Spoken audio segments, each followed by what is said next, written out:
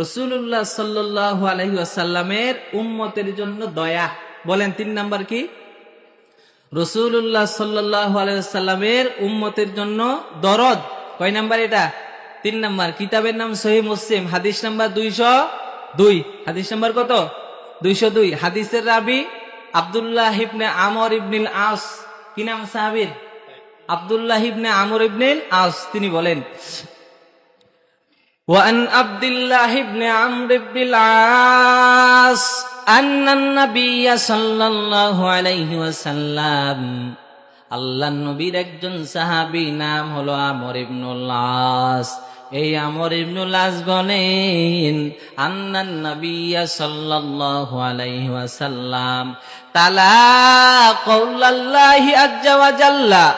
আল্লাহর নবী আল্লাহ তাআলার কুরআনের ওই আয়াতটা পাঠ করলেন যেখানে ইব্রাহিম নবীর কথা আল্লাহ উল্লেখ করেছিলেন। বলেন কোন আয়াত? যেই আয়াতে আল্লাহ রাব্বুল আলামিন